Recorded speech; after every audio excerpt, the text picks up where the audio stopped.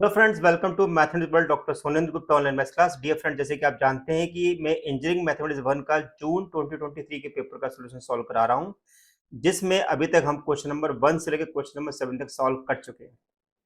आज हम बात करें क्वेश्चन नंबर 8 के बारे में, और अब मैं आपको बता दूं कि ये क्वेश्चन नंबर 8 जो है मैट्रिक्स रिलेटिव है। तो मैट्रिक्स को जितना अच्छी तरीके से सॉल्व करेंगे, आपके पेपर क्लियर करने के चांसेस उतने ज्यादा बढ़ते चलेंगे।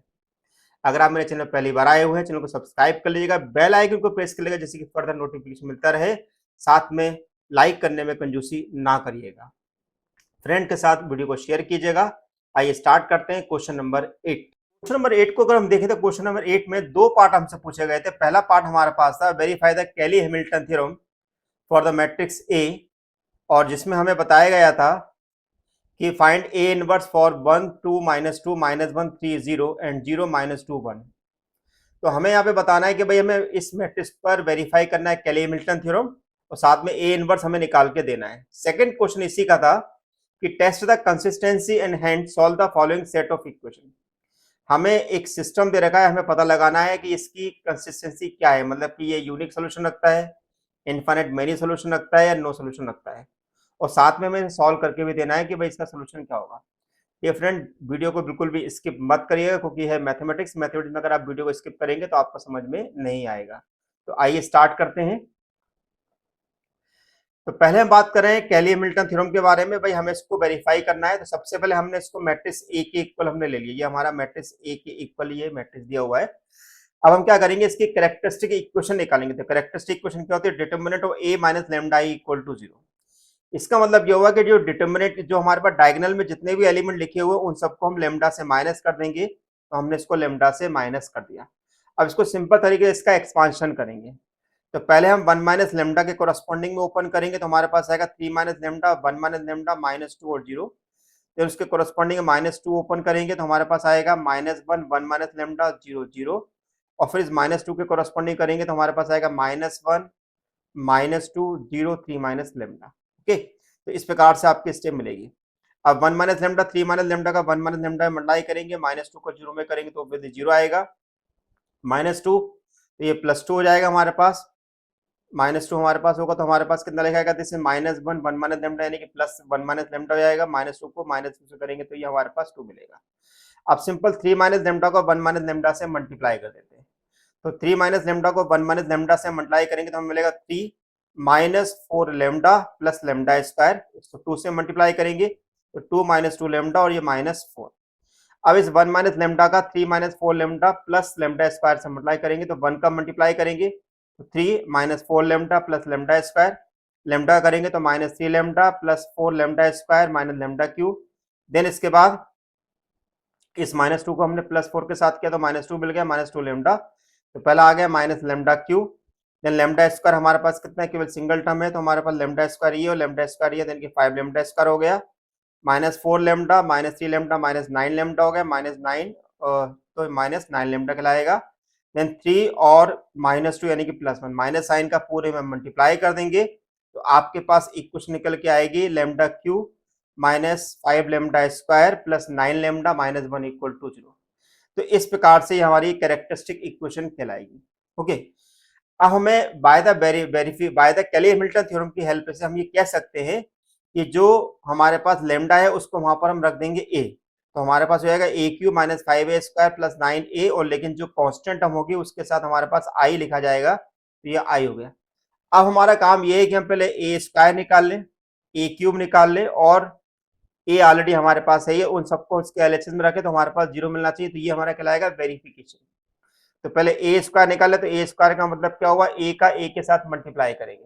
देखो भाई, ए का ए के साथ मल्टीप्लाई करेंगे तो मैं एक रो में आपको मल्टीप्लाई करके बता देता हूं तो कैसे मल्टीप्लाई की जाती है। तो ध्यान से देखिएगा कि इस वाली रो को हम करेंगे इस वाले कॉलम के साथ मल्टीप्लाई। तो 1 को 1 से करेंगे तो 1 मिलेगा, 2 को -2 से करेंगे तो -2 मिलेगा, -2 को 0 से करेंगे तो हमें 0 मिलेगा। तो ऐसे करके हमें मिलेगा ये -1। तो देखो -1 मिल रहा है। सेकेंड रो में करें यानी कि तो क्या होगा? 1 को 2 से करेंगे तो 2 मिलेगा हमें।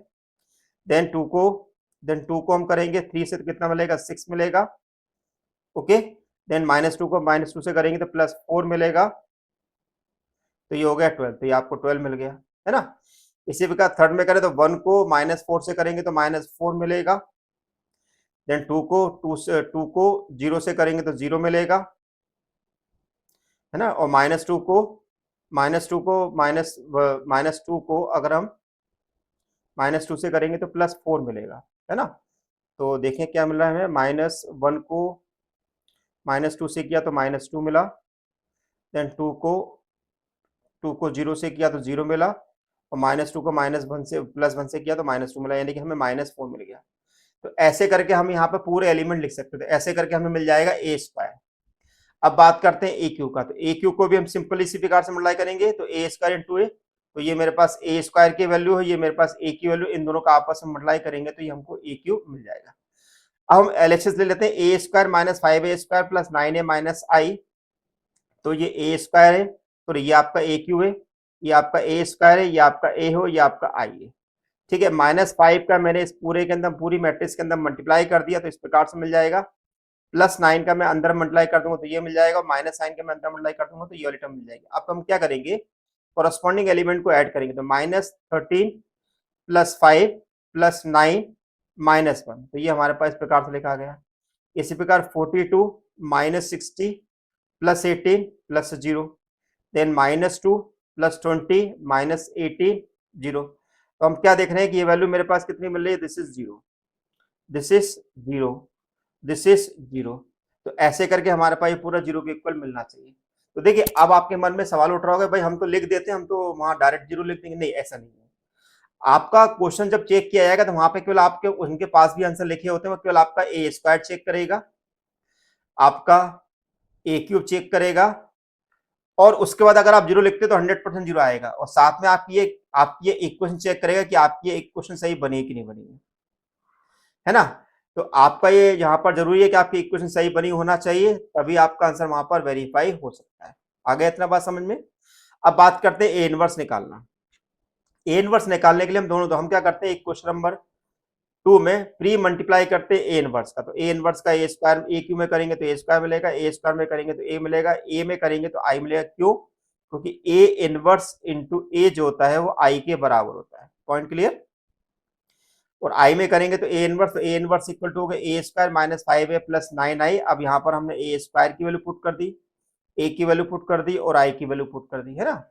और फिर हमने -5 का हम इसमें मल्टीप्लाई कर देते हैं पूरी टर्म के अंदर, तो हमारे पास क्या मिलेगा, इस प्रकार से वैल्यू मिल जाएगी। और हमारे पास ए इनवर्स की वैल्यू आ गई 326,112,225।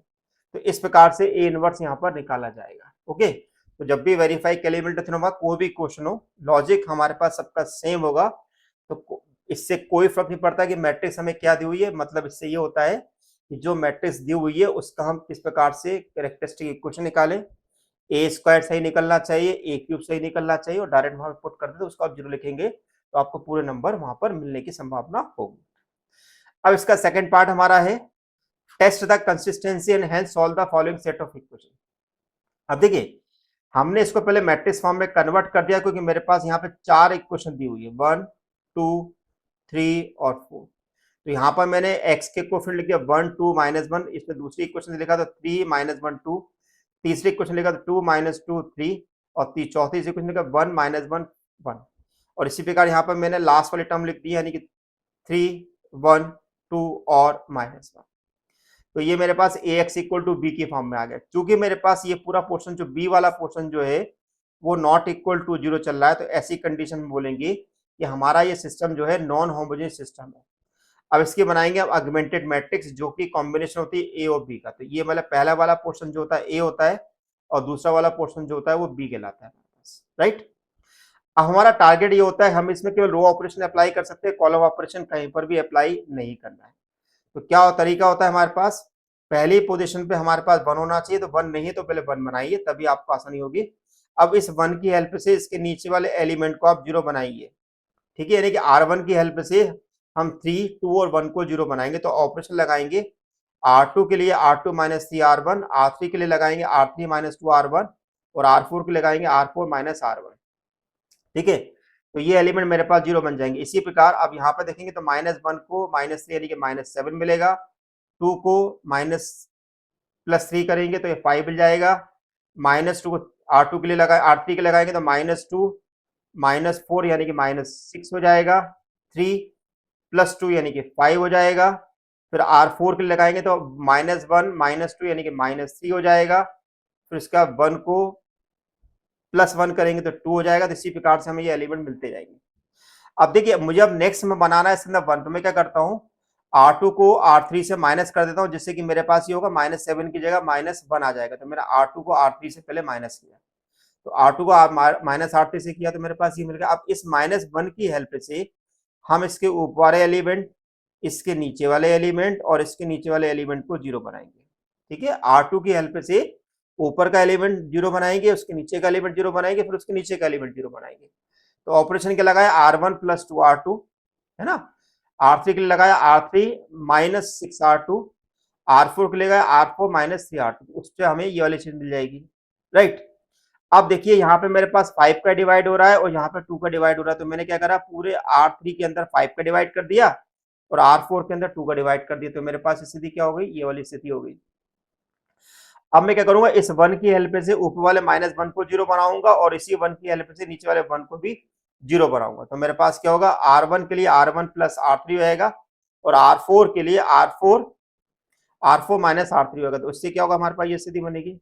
तो अब आप देखें, यहाँ देखो ये वाला पोर्शन जो होता है मेरे पास A कहलाता है, तो इस A की रैंक कितनी है, इस रे की रैंक कितनी है, 3। क्यों, क्योंकि इसमें 3 डायगोनल एलिमेंट हमारे पास आ रहे हैं। इसी प्रकार अगर मैं C की रैंक की बात करूँ, C की रैंक के लिए मैं पूरा इसको काउंट करूंगा, तो इसमें मेरे पास तीनों रो जो है नॉन जीरो आ रही है। तो इसका मतलब क्या है कि A और C की रैंक जो है बराबर है और नंबर ऑफ वेरिएबल कितने, वो भी हमारे पास 3 है। तो इसका मतलब ये होगा कि सिस्टम मेरे पास नॉन होमोजेनियस है, कंसिस्टेंट सॉल्यूशन है और यूनिक सॉल्यूशन रखता है। ठीक है, आगे बात समझ में। अब हम क्या करेंगे, इस सिस्टम को सॉल्व करेंगे। तो यहाँ पर इतने वाले पोर्शन को मैंने लिख लिया A के बराबर, तो ये मैंने A लिख लिया, साथ में जो जो हमारे पास डैशेस लाइन थी उसको मैंने XYZ लिख दिया और इक्वल टू लाइव वैल्यू को लिख दिया। अब इसको मैं यहाँ पर मल्टीप्लाई करूंगा तो 1 को x में करूंगा कितना आएगा, x से, -1 को y में करूंगा तो -y मिलेगा और 1 को z में करूंगा तो z मिलेगा। अब कंपेयर कर तो x इक्वल टू मुझे कितना मिल गया, -1, y कितना -y इक्वल टू कितना मिल गया, 4, क्योंकि माइनस से माइनस कैंसिल होगा और z इक्वल टू कितना मिल जाएगा, 4। अब जो भी आपको आंसर मिले हैं यहाँ पर x इक्वल टू -1, 4 और 4, उस वैल्यू को आप अपने सिस्टम में रख के देखिए क्या वो सेटिस्फाई हो रहे हैं कि नहीं हो रहे हैं। यानी कि हम यहाँ पर x equal to -1, y equal to 4 और z इक्वल टू 4 को रख के देखते हैं क्या हमारे पास वो सेटिस्फाई हो रहे हैं कि नहीं हो रहे। तो हम यहाँ पर इस पहली वाली इक्वेशन में रख के देख लेते हैं क्या आ रहा है कि नहीं आ रहा। तो हमारे पास क्या है, -1 देन +8 -4, तो -1 और -4 होता है -5, -5 में से 8 जाएगा तो हमें मिलेगा 3, जो कि हमारे पास 3 के इक्वल आ रहा है। तो इसका मतलब ये हुआ कि मेरा सिस्टम जो है सेटिस्फाई हो गया। तो इसका मतलब ये है कि हम कह सकते हैं कि हमने पूरा सोल्यूशन हमारा ये करेक्ट है। तो जब भी हम जो एक्स वाई जेड निकालते हैं तो आप रख के देख लीजिएगा हमारे सिस्टम के अंदर, चाहे क्वेश्चन नंबर 1 में रखें, 2 में रखें, 3 में रखें, 4 में, इससे कोई फर्क नहीं पड़ता, किसी में रख के देख लीजिए क्या हमारा सिस्टम सेटिस्फाई हो रहा है कि नहीं हो रहा। अगर हमारा सिस्टम सेटिस्फाई हो रहा है तो हम वहां पर कह सकते हैं कि भाई हमारा सॉल्यूशन करेक्ट है। तो डियर फ्रेंड्स, यहाँ पर मैंने आपको जून 2023 के जो इंजीनियरिंग मैथमेटिक्स 1 का जो पेपर था, जो बहुत टफ पेपर था, वो मैंने आपको यहाँ पे सॉल्व करा दिया। आई होप आपको ये सॉल्यूशन अच्छे लगे होंगे, आपको समझ में भी आया होगा। आप अपने फ्रेंड के साथ शेयर जरूर करिएगा और वीडियो को लाइक जरूर करिएगा। Thank you for watching my channel, doctor Sonen Gupta. Thank you so much.